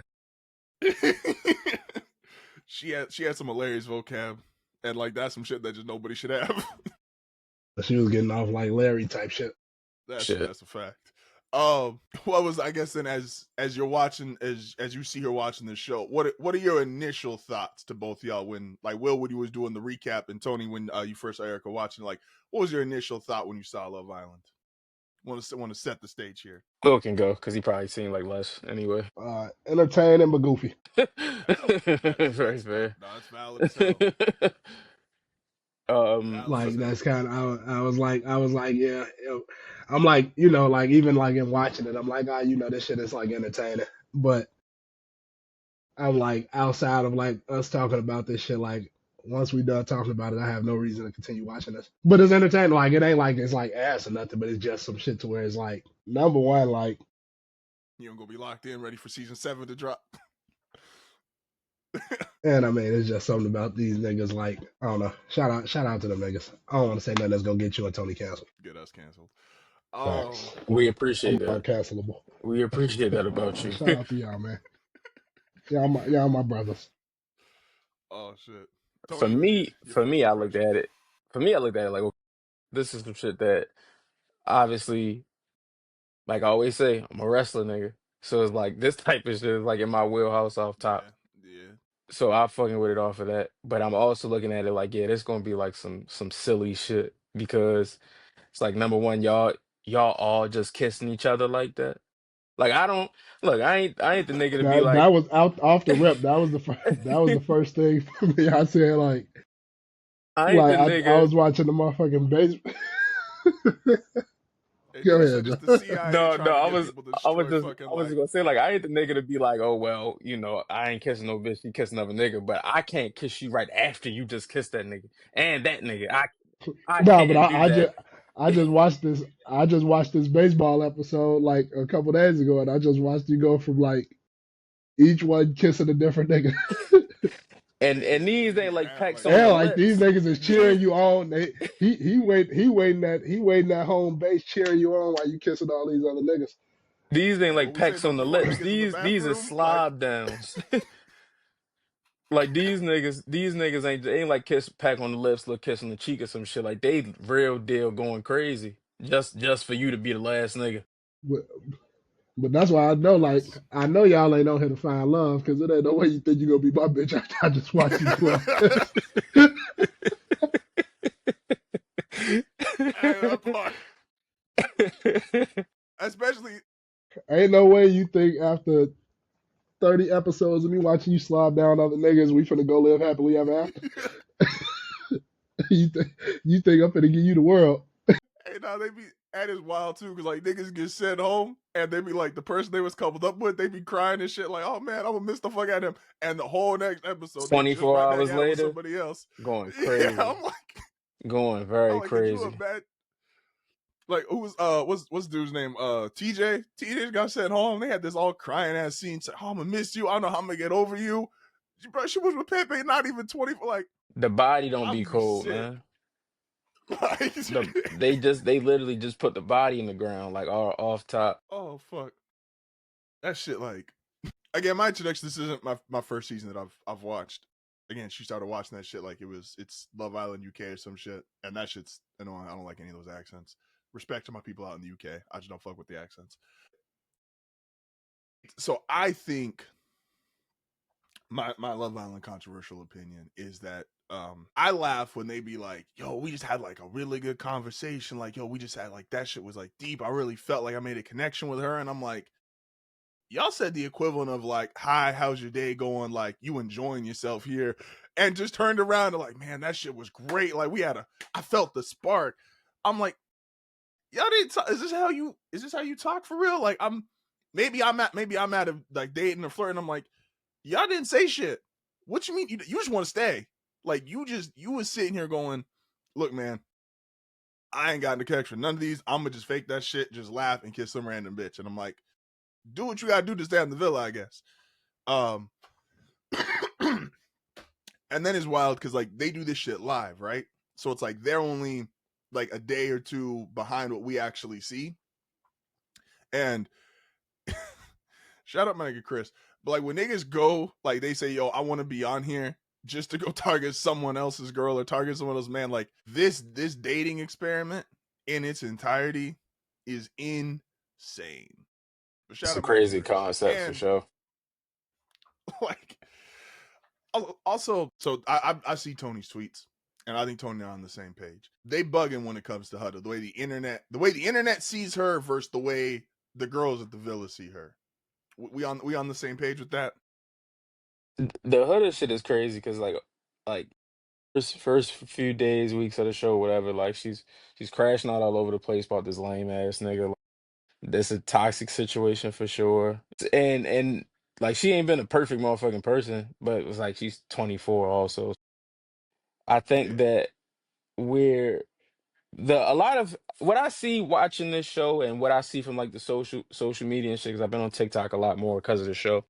So I look at it and I'm like, okay, there's clearly a divide between people that have been watching this show for multiple seasons and people that are just get watching this show because they're just getting into these group of people and they've seen like the hype behind it and shit like that. And what I appreciate from people that have been watching it for a while, or even people that have just gotten into it but they see it with a little bit more fucking sense, is that this is a game show. Number one, this is still a game show. You're here to yeah, win a prize.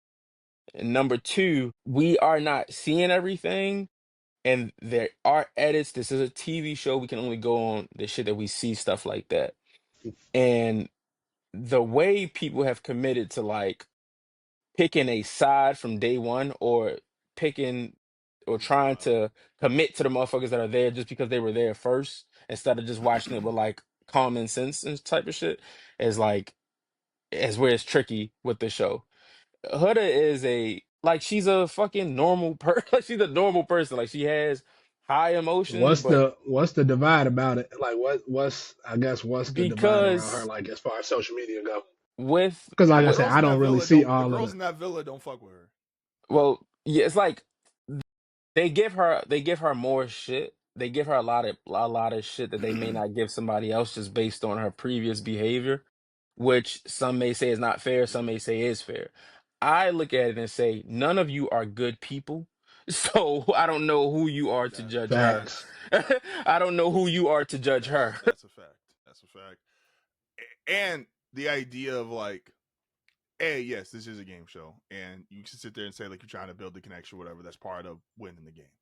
And if you actually fall for somebody, cool. That ain't happening. The last season they did was the one that really like took the shit to the next level, and they even got to like a spinoff show like Love Island After the Villa or some shit. And so again, my wife's crackhead for all this shit. I know way more about this stuff than I'd ever care to. The problem is like she crashed out and probably started off on a crazy note. But like to Tony's point, she's 24. None of y'all are really all that great. All y'all be doing dumb shit. Like, don't make her crash out, especially when the other girls in the villa, like, and I want to be respectful when I say this, Alondria looks amazing. Shout out to her. There's also times where I'm like, you can't say Huda's crazy and you acted the way you did, in my semi-professional opinion. Because the biggest divide on the show, even besides Huda, is like her and Taylor. And the way people wanted to feel about Taylor, because he did what you're supposed to do in this environment, which is talk to everybody, see who you like, and Lord forbid the niggas say, "Oh shit, I like two bitches." That Like shit is so I, projection I based, talking to man. It's so projection based. Like that whole situation is literally not motherfuckers looking at it with like sense. It's But it's literally only wild because projection. that's what the other nigga did out the gate. that's What's the nigga name? The little white uh boy, the black hair. What's his name? Come on, Nick. oh Nick. Yeah, that's what Nick damn was. That's what Nick was on out the gate. yeah. A lot of these niggas is on after they like, yo, I'm like exploring quote unquote two people, and it's like, But I mind you, think the only out of all of that though, like the only people who were really like you had Nick who was kind of open about it, and you had Ace who was pretty open about his shit. Everybody else, it was like they all of their conversations with like what they women was like, oh, I really liked you and shit like that. Like they wasn't really like but Taylor was they. telling her after they did because it was like Casa Moore, and he was like, hey yo, I started talking to this other girl, I started feeling some shit. Like it'd be different if he was yes, the original conversations, whatever, like, oh, I'm into you, like, like you the only person I'm talking to, cool. Somebody else Through all entered, of that though, they he kept started saying talking like to we them. exploring other people. For Yeah. sure. Like it was not some super closed off thing or like, oh no, like I'm not, like he was honest. It'd be one thing I'd understand if he was just straight lying to her face and then people hated him. All right, cool. You get that off. Like that's different to me than how the internet is handling or reacting to him. And Man, shout out to because Alondria. not looks great, but it's like her, Sierra, and Shelly. It's like, especially like a few episodes ago, it's like they want their story to be the storyline. Like that's really where I think even with like the hood shit, like where they get weird is it's like, oh well, she not like in our group. Like it feels like high school. He's like, oh well, she not one of us, and so we don't give a fuck if whatever she trying to do to make a connection to do her thing, like that ain't our story, and so we not really for it. Same thing with Clark. And so when Taylor picked her, it's like, wait, that ain't a part of our storyline. It's like, why the fuck you doing that? Like, that nigga's allowed to have his own feelings. That nigga's allowed to do what he does. I don't understand the tattoo, but he allowed to do what he wants to do. That's some frat shit. That should say That's ape shall not kill ape. yeah, that's what's that shit? Yeah, that's some fraternity shit. That shit is.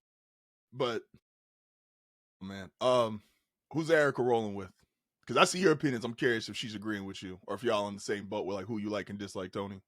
Yeah, we watch this shit the same because it's just as far as Alondra and Taylor go is one of them things where it's like if we only can go off of what we see on TV. I don't give a fuck about what they do when they're not on camera, what they say when they're not on camera, all of that shit. We don't see that. So we can only go off of what we see with our eyes. And if you look at this show, I I look at it and I'm like, okay, before they went to Casa and it was just them two, and I'm looking at him, I'm like, why is he not being more affectionate with her? You know what I'm saying? Like she attractive woman, things like that. Like I would be much more affectionate with her than he's been. But he's going off of her saying, like, hey, I'm not the most like touchy type of person. I like to take things slow, and he respected that.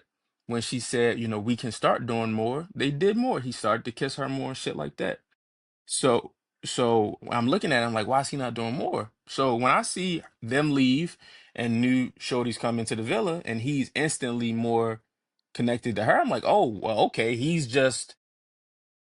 just likes her more. And it's like people can't accept the fact she specifically can't accept the fact that he likes somebody more than her, and the fans can't accept the Yeah. fact that he likes somebody more than her because she was there day one. I think she might have been like the second person on the fucking screen when they get introduced, her and Huda. I think they came in together, and that's Yeah. like the first people you meet, so people kind of get this connection to motherfuckers in that way. And I'm like, just take yourself out of this. Like, like stop projecting yourself onto these people you don't know and shit like that, and just look at it for what it is. Like, if he likes her more, that's okay. You know what I mean? Like, it is what it is. And also, she like she she's not fucking she's not getting it. She gets it now. There's like all the projection she's doing on the Clark is like, oh well, Clark, you got to be careful because this could be you. He could leave you, and it's just like, no, he didn't want you, and like that's okay. Like you have to move on. Like he just didn't want you and like be fine with that type shit. It's like it's so much more to say about about that, but I know we got other few things to talk about. So, but yeah, at the end of the day, It's, with that Taylor shit, it's like he didn't like her. He likes her more. That's fine. They've been here for 3 fucking weeks. Like, yeah, yeah, and again, we'll do some more check-ins as some more shit happens. But it's what was the last time I Oh said? wait, y'all think we about to keep talking about this shit every week? No, not every week. It's gonna be like we might check. We can check back in though once like they got closer to the end. Now, shout out to hey, Chris is this funny as time fuck because next like week is the most of these last people are episode of this influencers. season. So Oh, bet. Um, the I was trying to say Shout out shit to that come up, nigga man. Austin. He Yeah, be it's getting bitches. That nigga said he didn't cheated 100 times or some stupid shit. oh yeah. Shout out to Chris for Oh just telling man. like when they did the stand on business game. Now, mind you, they all full of shit because Who they is talk Chris? like, oh, Chris the nigga with the I'm accent?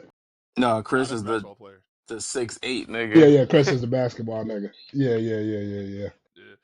It's see that The shit trips nigga me that out because came it's in, the like, nigga that came in with the Jalen Hurts looking like. yeah, The the just nigga no with the diamond. teeth. He came Um, in with teeth. Yeah. He Jalen Hurts minus the chili. damn. What you call it? Nah, it always trips me out though when I see like another nigga my height like standing around like normal people. I'm like, because height is weird. I just don't think about that shit, and so I was like, okay. But shout out to him when they He said retired. He retired from playing professional ball. You retired from JUCO. he ain't Shout that out nigga to ain't you. retired. He said he getting right out the villa and going right back overseas. That nigga said I'm still hooping. That's Oh, crazy. And you sitting there with us is crazy. that's Get hey in the man, gym look now. different choice. Sciatica. And they said, yo, you just here to hang out in the villa. This nigga said, I could be overseas right now fucking bitches who don't speak English. Like, what the fuck you think I need to put myself on TV for to get this shit?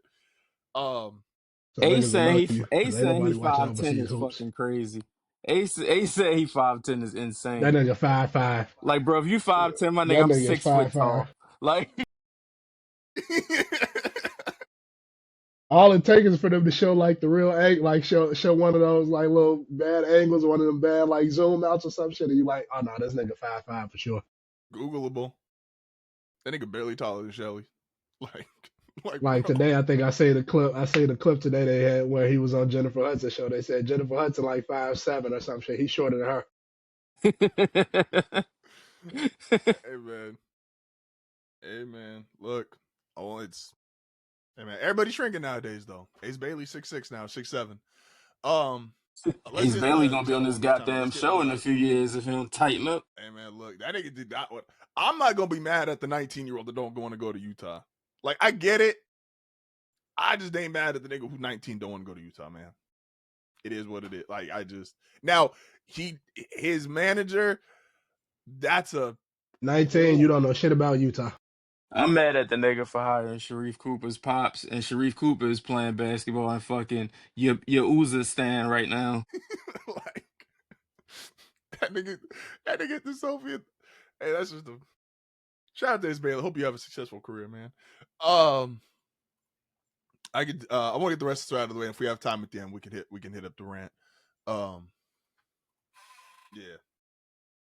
Who we got this week? Matt Hardy, Edge, and Lita. I know two of these three names. Hey, Although I oh, feel like we but talked let's about before we get to that, like what who is winning this shit? Like who is quote unquote winning this show?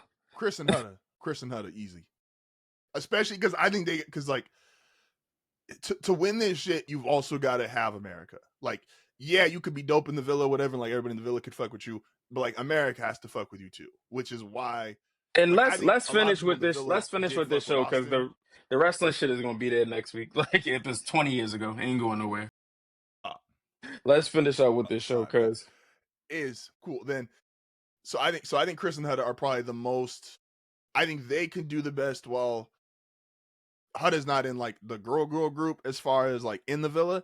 I think America likes them enough and they're liked enough in the villa that like they got a chance. Cause I don't think anyone's going to the way these go, like is going to really like whoever Alangia gets with next, I don't think anyone's going to take seriously, just because she's been on this like her angle with her and Taylor for so long. Landry So need to we got, get we with a said a week left, fucking right? with a JetBlue flight back home. Like, what are you here for? Sierra obviously we'll see if they end up kicking her off or not. But even if she's not kicked off, like she already lost America, so like she's gonna be, because they probably gonna have one more elimination where it's like America's gonna vote them and like who's got the least. She's taking a crazy See, hit that's on funny as social fuck to me. media She don't right even, now. None of these but people know how much they Oh, because they don't dislike. have Landry. their phones. None of these people know how much That's they're the thing, hating. like because they don't have her phone, she gonna get there like next America vote, like damn, like how I end up last, and she gonna be like shocked as that, like it's gonna turn into a meme. She gonna be like, why they don't like me? Sierra logging into that Instagram to see That shit. fucking 40,000 followers. Like, damn. Tough look, ma. Tough look. But man, Andrina, all you gotta do is not be Andrina, racist. Andrina, Andrina. That's like, man, all the potential in the world. All the potential in the world. Have never seen See, she's gonna get a that more trophy. wasted She let talent that than little that. nigga. She let that little nigga try to coach her. Andrina is That's why you can't let Andrina short niggas coach you. not beating the Lenny Cook allegations. Tough look. Tough look. Man, She steps on the screen. She's got all the measurables. She can jump out the gym. She has a jump shot, shoot from 30. The handle's great. Blows out her Achilles. Tough six He foot out look. here six, sound, Kyrie Irving. he out here sounding like the nigga that do those other reviews. Hey, hey, he was spitting the other day. He was spitting the other day. He was Hey man, when we in the right place and the Patreon money coming in, we gonna set up the 1v1 Tony versus that nigga. It's gonna be like the super exclusive no the Patreon where fuck we niggas are gotta pay not. like pay per view. Like you What? gotta. No, we are Hey, no, not. What are this you nigga, talking this about? nigga. What the fuck? I wouldn't want to do that to my man because I think it's a mismatch. I have no I des- think it's a mismatch. I have no desire. Okay. I have no desire. I think When we get the this Patreon nigga do set up, videos in a robe. I think he do nonstop research. when we get the Yeah, that nigga Patreon do set super up and thoughtful. Like everything people. is cooking right, we setting up a 1v1 Justin versus Chris. I'll do it. See who should have really been I ain't running from the overseas getting smoke. that bag. I just need like a what? That's a fact. How long do boxers get to like get ready for a prize match? Like how long did niggas get to get in shape? Boy, you ain't getting no 6 months Three, to be four ready for months. no Well, basketball it game. depend on the Is fight. you crazy? 3-4 months. Nah, you, that's what I say. Like you better do some burpees a and boxer, you said suicide. boxing 3-4 months. I only need a third of that time. I just give me 30 days. I'll run Chris out the fucking gym. When was the last time you hooped competitively? I'm what you consider competitively. I could go to my 24-hour right now and I cook niggas just off the strength of next tallest niggas 5'6". That's what I'm saying. Like, when the last time you hooped with niggas like close to your On height? my height? Oh shit, JC. JUCO. I ain't let no bullshit. My 1 year at Grossmont, like that was the last time. Hey, shout out to my nigga Mark. Mark also plays overseas. Yeah, so you could have been on Love Island had you went overseas. Justin on Love Island would be fucking comedy, dog. Introducing my I'm nigga see as the though. next bombshell. You I getting would on get Love kicked off Island of and Love then Island. getting They'd have sent to home escort me out the villa. the first episode would be peak. They kick me out because I would say some shit to somebody's face that they would like. Because again, I have a different nickname for this show that I can't say on camera, and so because of certain conversations that are had on this show Text it to and the the group way because that I'm I interested. feel, I I'll do it after the episode. I was like, Nah, do it right now, nigga. I'm just like, so I would get kicked off because I would say it to someone's face, and the producers would be like, "Hey, they tap me on the shoulder, like, hey, it's out of here," and I'm like, I understand. Do you But think you can do some shit like that, Tony? Like a show like this? Nah, I ain't got it in me. I don't have it in me.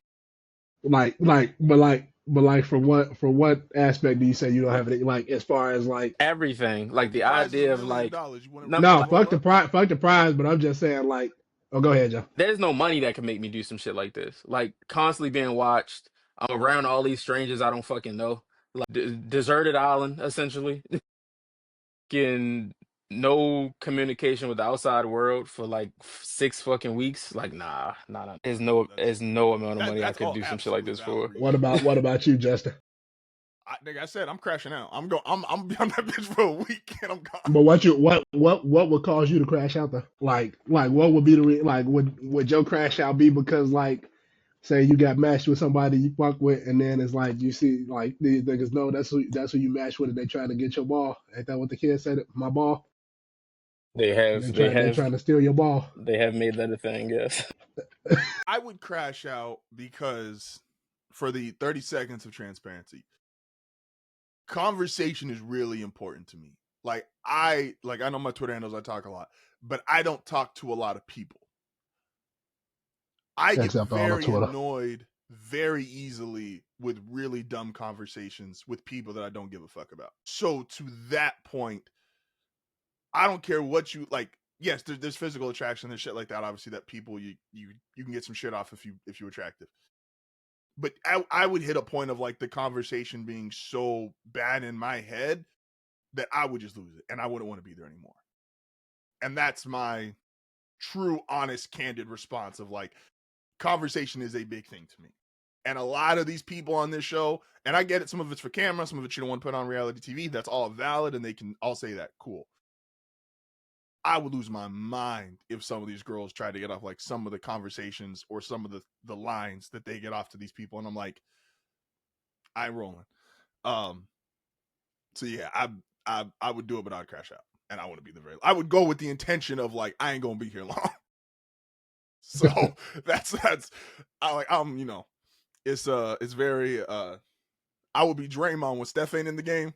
Like I think I got 5 minutes and we out this bitch. Like I ain't doing it. Yeah, no. Cause who else? I wouldn't make it on there. I wouldn't make it on there at all. Like Will would crash out mid challenge because Will would see like the girl that he was paired up with. She get tongued down by two niggas and Will the so one starting to fight. But no, it's like one of those things where like like all right, if you single and you like dating or like even if you single and you talking to a girl and y'all both dating like other people and shit like that, like that's cool. Like, I don't want to see it. Nah, that's facts. Hey, I want to listen. see Nick's. I want to see Nick's face when he had to act shocked that Sierra said that. I want to see. Like, I want to see Sierra's face when she see how I'll be them crashing motherfuckers shit. was tonguing down. See, that's the other thing. That's why, like, bro, Alondra would have And saved a lot of her also, reputation if she just didn't say like that one line. What she say? Which Alondra line? said a lot of That kiss bullshit. and tell shit. She said a lot of dumbass Yeah. shit. Yeah. Like that was nuts. The Especially them because you were just an episode removed from the shit with you and Nick, and it's like, what? like I'm the talking about funniest that. one of the no, you good. One of the funniest shits about this show is like them niggas making breakfast for these hoes every day. like, like the same thing every goddamn day. Thank God. Pancakes, eggs, and fucking sausage. Oh, it's just Avocado Pepe toast. cooking. That nigga just be there Shit. saying like, this nigga just be flipping pancakes fucking for like 10 different girls. Like, Blame I don't blame want to Taylor talk to for him about it. being a follower. Blame him for being a weak nigga. But don't blame him for liking somebody better. Yeah. Somebody that he's clearly better off with. And stop saying everybody stop saying fucking oh she could have been with Jalen. She ain't want that nigga, man. She didn't want that big ass nigga. She did when he first got there. She liked the idea of herself with niggas. She ain't really feeling none of these niggas to be real. She's there to be messy and look good, which she's doing amazingly, by the way. Cause like, yeah, shout out to Yeah, Alondra. there's no disagreements on that part. But I mean, it's like shit. Like you said, it's like a lot of them motherfuckers. They just there to be messy. They trying to get their little fucking TV fame and shit like that. Cause it's like you talking to like even at the beginning, and I don't know how many episodes I'm in. I'm in a lot of episodes though. I don't even know what episode I'm on. But like even in the beginning, it's like you just sat with this nigga, told this nigga that like you fuck with him and you like him, and then it's like first chance you got when they was doing the little blindfold shit, you got to go kiss another nigga. I said I just wanted to see what that was gonna be like. Bro, I be seeing And that then shit. got mad at him. Then got mad at him the next episode, or not? Well, a couple episodes later when he stood up for the Sierra shit. Shit is that. Hey man, look, go be messy. Go get your followers. Like That's one of the things I did. I was like, this did kind of show me like how delusional like women are. I mean, they be that anyway, but because like even what's her name? What's the other black chick? The dark skin chick named Shelly. Shelly. Yeah. Yeah. She was shocked that like Austin. She was shocked that like when Austin stood up for like whole girl too. And it's like, look, you just think you so bad to where like these niggas just happy to be here. So I don't want to put that on all women, but like there is I ain't say all. definitely I just said women. I didn't say all. there is definitely some people who you could tell like their only trait that they bring to some shit is like how they look. And that's apparent again in the way they talk and the way they handle themselves. It's like, oh, you really did think this shit was just going to carry you all the way because you look a certain way. And some of the Especially guys like do talk when about they shit put you in a house with a bunch of motherfuckers that look just as good like as you, if not better, or like, you know, in that same realm. It's like, now what else? Shout out to Pepe for Although, being a shout out to her for milkman. getting that line off. Like, what did I ain't gonna? I don't want to shout that out. I, Nigga her looked at going, yo, what did Andrina it and matter if said, I look ugly? What's the Huda got some like just she gotta be better, but she's being better. She's carried a no, few she, episodes on her back. I give her that for sure. Um, yeah. So and wrapping this yeah. up. It's a lot of whole niggas on this show. It's a lot of weirdo women on this show, and I will be here to the end. So That's a fact. I'm watching. I'm invested. Shout out to Huda. It definitely. shout out to Hannah Cheap for sweetheart. giving it up. Shouts Shout out out. to Sierra for keep giving it up. They going. They going. Bella was ready to come outside right before they kicked her ass out, right before she got booted off the show. She'd probably still be here if she would have did that from day one. Hey man, look. The yo, if for whatever reason, if she's not off the show and Nick and Sierra win this shit, that Nah, just can't happen. The amount of momentum this show's built up over its I first got two I seasons, got like Taylor and Clark they just can't let that shit happen. pulling the 2016 Cavs. They voted them last for everything. That was nuts. Hey, That was Teflon nuts. Like y'all just Teflon can't hate Taylor Taylor like that, can't man. ban the snowman. Like that's You just can't ban the snowman. that's No, yeah, we gotta get out of here. So now appreciate everybody as always for listening. Appreciate everybody for going to the TikTok. Appreciate everybody for following us on socials. Go check out the YouTube channel wherever you get your podcast. Don't forget to listen. That we got to get the well. What's your Patreon challenge before we leave? What you gonna do when the Patreon set up? Who you going 1v1? You going 1v1 Beasley? What? You pick the game, nigga. Basketball, chess, solitaire. Like you pick the game. Oh, I ain't playing that nigga basketball. I'll say that for you. Like, I'll say that for the tall homie. Hey, now if I play Beasley 1-on-1, real before we get it, if I play Beasley 1-on-1 and I get like more than 5, that's a win, right? No, you're not gonna get more than 5. Number one. Like if that's just Number one, 21-5, like niggas got to give me props. number one, I don't have you. Like if the over under for you as points is 5, like I'm picking the under. That's first. I'm picking the under. Man. Oh man, what's your over under on the prop bet, Tony? You going over under 5? Damn, this nigga just left. Hey, man, He we said gonna I ain't catch y'all next entertaining this week. dumb shit. He said I ain't